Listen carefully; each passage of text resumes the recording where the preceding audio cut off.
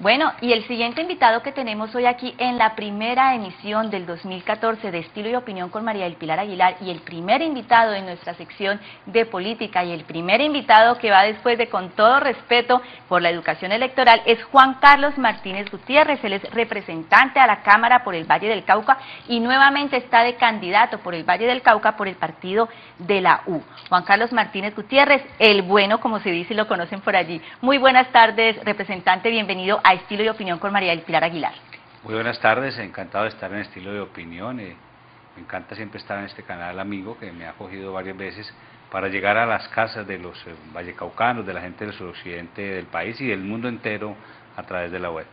Bueno, Juan Carlos Martínez Gutiérrez es nacido en Sevilla, o sea, eso digamos que es medio paisa más o menos. Sí. Medio paisa, pero del Valle del Cauca, de los paisas del Valle. Es especialista en Administración de la Salud de la Universidad Javeriana, tiene un magíster de la Universidad Phoenix de Arizona, ha estado ligado por mucho tiempo al sector de la salud. Tengo entendido que usted fue gerente de la EPS en Sanar y ha estado, creo que estuvo ligado con esta EPS o en el sector de la salud más o menos 15 años. Estuve 15 años construyendo una EPS que hoy es una de las mejores del país, por fortuna para mí. Hay una semillita que sembramos ahí en esa interesante organización de la economía solidaria. Bueno, y otro dato anecdótico de Juan Carlos Martínez Gutiérrez es que de las 300 leyes, óigame bien, de 300 leyes firmadas por nuestro queridísimo presidente Santos, Martínez Guerra ha sido autor o ponente de 12 leyes. ¿Cuál de esas leyes en las que usted ha estado de autor o de ponente? Pues para Juan Carlos Martínez Gutiérrez ha sido muy importante participar de unas leyes que trabajan mucho por los colombianos en el exterior, que es una población muy importante, cerca de 5 millones de colombianos, más del 10% de los colombianos viven por fuera. Yo fui ponente de la ley de un convenio entre Colombia y la Organización Internacional de Migraciones, fui ponente del Sistema Nacional de Migraciones, que es la ley 1465, fui coautor y ponente de la ley 1565, que es la ley de retorno de colombianos del exterior. Igualmente fui coautor del acto legislativo que le va a dar una curul más a los colombianos que viven fuera del país. En las pasadas elecciones, los colombianos que viven en el exterior eligieron un representante a la Cámara. Con el acto legislativo de mi coautoría, ahora van a ser 2 representantes los que, valga la redundancia, los representen a esos colombianos en el Congreso Nacional. O sea que podríamos decir que usted es el representante de los colombianos en el exterior. Me ha interesado mucho, dada mi presencia en la Comisión Segunda y mi actual vicepresidencia de esa comisión, pero no solo ha sido eso, además he sido, por temas del Valle, he trabajado mucho fui ponente de una ley de honores para el municipio de Jamundí que permitirá que se construya un coliseo deportivo al que le pondremos el nombre de Judy Alvear en honor de esta importante medallista olímpica, campeona mundial de esa ciudad. Igualmente fui coautor del proyecto de ley para darle recursos a la Universidad Central del Valle del Cauca, la UCEBA, para que sean invertidos en investigación y desarrollo.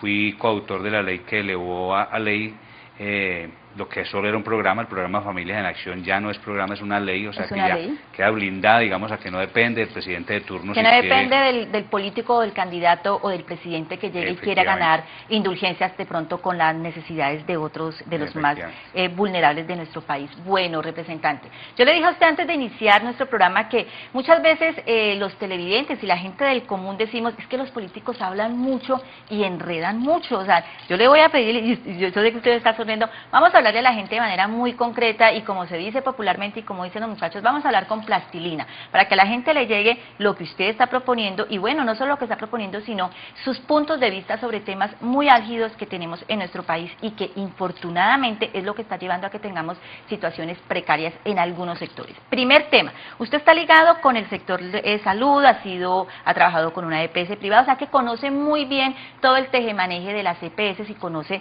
pues considero que muy bien el tema de la salud. ¿Cuál es su posición frente a la reforma de la salud que está planteando el gobierno? La reforma a la salud es importante, debe haberla. Hay temas muy álgidos como aquel de que los alcaldes y gobernadores puedan tener de nuevo la posibilidad de señalar a dedo quién va a ser el director del hospital. ¿De acuerdo o no de acuerdo con eso? No estoy de acuerdo. Bueno. Yo propongo que siga siendo como está hoy, pero con más control, con una participación casi que en tiempo real de la Superintendencia de Salud, por ejemplo, para que no haya las quejas que han habido, que una sola universidad de no muy buen nombre escogió la mitad de directores del país. pues a uno le parece que ahí faltó presencia en su momento de la Superintendencia de Salud para que eso se diera.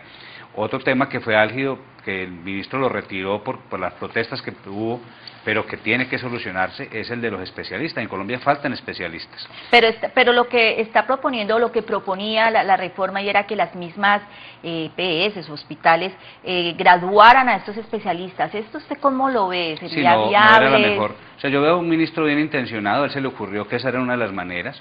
Los profesionales de la salud salieron a protestar inmediatamente, el ministro entendió a los profesionales y retiró la propuesta, pero no podemos quedarnos ahí, hay que avanzar. Yo le he propuesto al ministro, he conversado con él y le he dicho que uno de los problemas es que cada vez que la universidad saca una nueva promoción de especialistas, de traumatología, de ginecología, etcétera, saca 2 o 3 cupos, es muy exigua, es muy pequeña. Tiene que haber una obligatoriedad desde el ministerio, desde la ley si es necesario, que sean por ejemplo 10, que sea un número más grande, y tendría que ser 10, se me antoja esa cifra mágica, porque un artículo siguiente del proyecto dice que debe haber inclusión para los médicos afrodescendientes o los médicos provenientes de comunidades indígenas. Si son 10, entonces tendríamos la posibilidad de que por lo menos uno presente a esas minorías. Si es 9 u otro número, pues no habría posibilidad de representación de las minorías. Usted viene de estar en una EPS, estuvo durante muchos años con una EPS, y le voy a hacer la siguiente pregunta. Yo sé que esta es una pregunta que muchos de nuestros televidentes están realizando. ¿Para las EPS la salud es un negocio? Hay EPS que han convertido la salud en un negocio. Yo fui gerente de una EPS en Sanar, que es una entidad sin ánimo de lucro, una entidad que le ha jugado limpio el sistema, una entidad que fue reconocida. No le estamos cobrando aquí publicidad en Sanar, voy a tenérsela que cobrar. Hasta este momento mencionamos el nombre de esta EPS, porque si no tendré que cobrarle publicidad y no creo que el representante vaya a pagar la publicidad en Sanar. Así es. No, y refiramos en general a las de la economía solidaria. El presidente Santos hace poco reconoció en el Congreso de Confeco, en el Congreso de las Cooperativas Colombianas, que las 2 mejores EPS del régimen subsidiado eran 2 empresas de economía solidaria. Luego, en mi opinión al respecto es que las buenas tienen que seguir y las malas, tipo Capricorn, hay que controlar, hay que intervenir, hay que cerrarlas si es necesario. La gente no puede ser mal atendida y no puede ser engañada en un servicio tan vital como el de la salud. Para finalizar con el tema de salud y continuar con otro, para las EPS privadas, pregunta concreta, y tiene que ver con la anterior, para las EPS privadas, exclusivamente para las privadas, ¿la salud es negocio?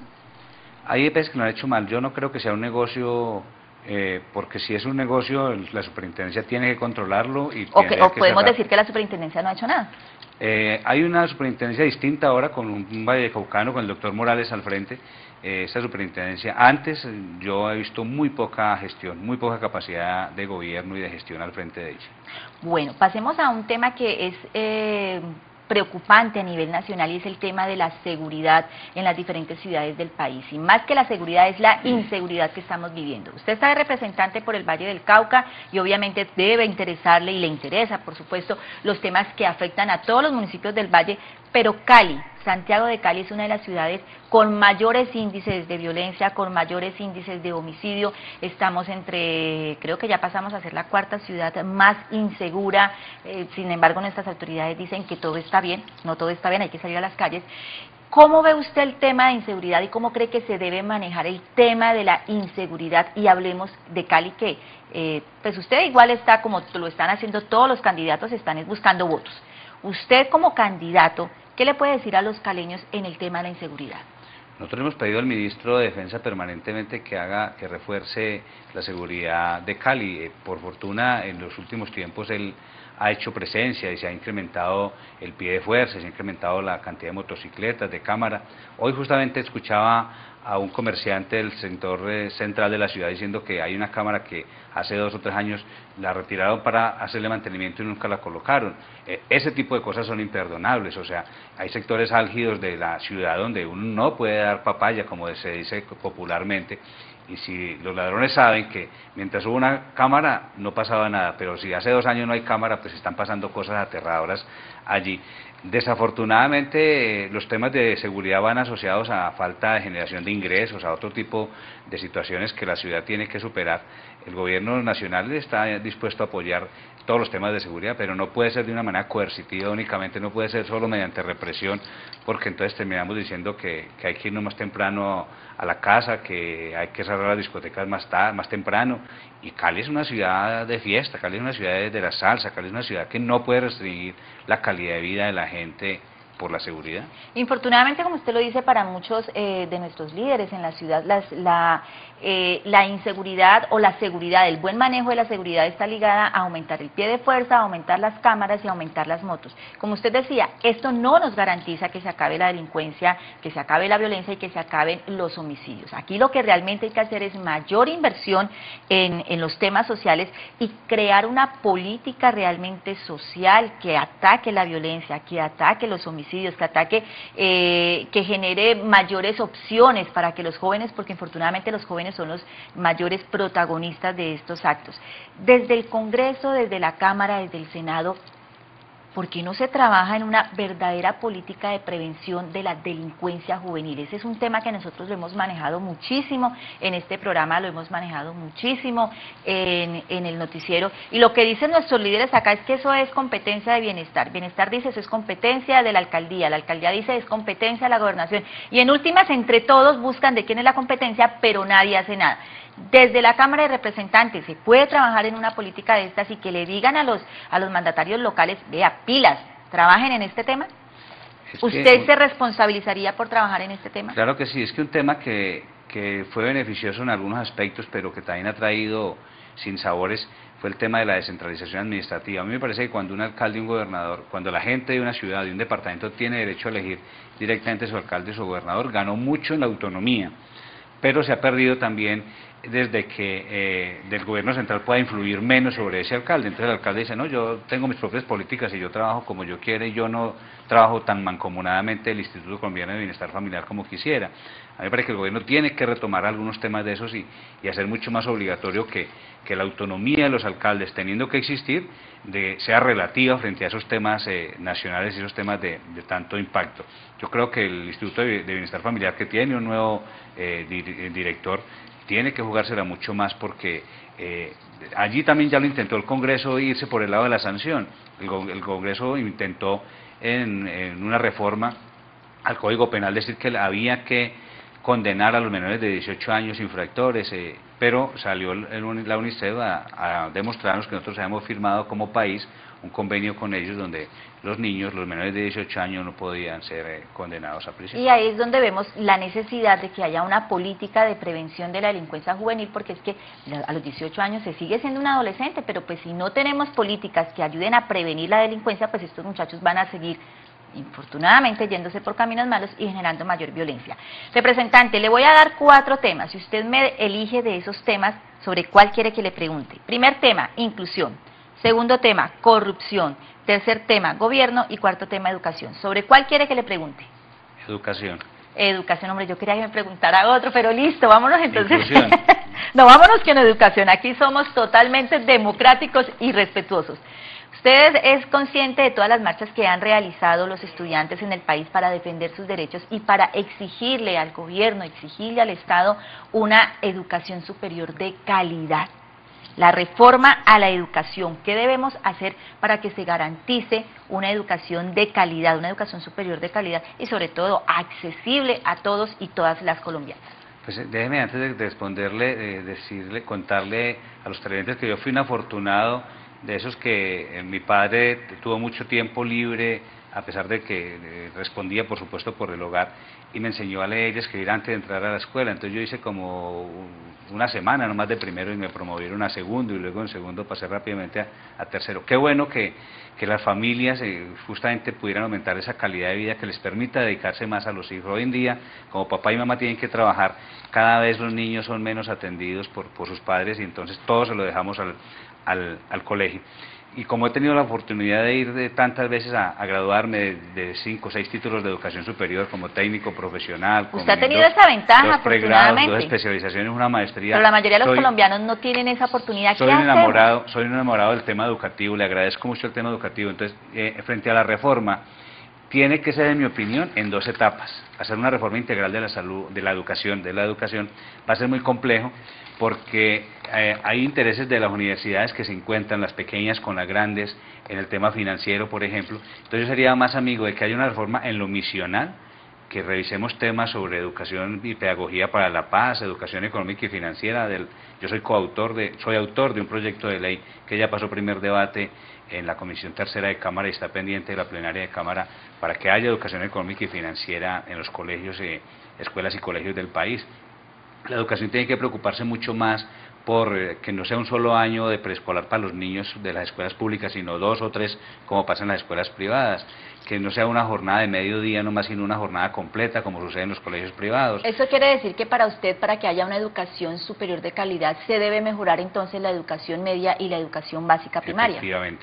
Bueno, pues ese es un camino largo que hay que recorrer y que ojalá se recorra y que ojalá quienes tienen el poder de decidir y de trabajar por una reforma educativa, pues que realmente lo hagan de manera consciente y pensando en los colombianos y las colombianas que no tienen el acceso a este tipo de estudios. Afortunadamente, representantes, son pocos los colombianos que tienen, como usted lo dice, que tienen la posibilidad de estudiar y superarse, pero la mayoría de los colombianos no lo pueden hacer.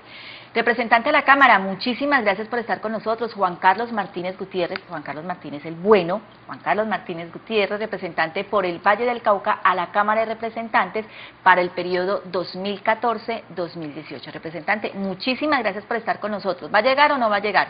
Sí, mi partido me ha honrado, el partido de la U me ha honrado siendo cabeza de lista, siendo el número 101, y esa confianza que el partido me ha dado la vamos a ratificar, la vamos a demostrar en las urnas el 9 de marzo, para seguir trabajando por el Valle del Cauca y por todo el país en general. Bueno, y a ustedes, nuestros queridos televidentes, lo que les decimos es, aquí les vamos a traer diferentes candidatos de todas las vertientes, de todos los partidos políticos. Aquí no le estamos diciendo a usted, vote por este o vote por aquel. Aquí les estamos diciendo, mire, estas son las alternativas que hay, pero usted es el único que puede decidir. Y una recomendación, no venda su voto, no negocie su libertad, no negocie el futuro de sus hijos, el futuro de la mayoría de los colombianos. Juan Carlos Martínez, muchísimas gracias por estar con nosotros. Muchas gracias, esperemos un país en paz, para el cual también vamos a trabajar muy fuerte. Bueno, y a ustedes les agradecemos.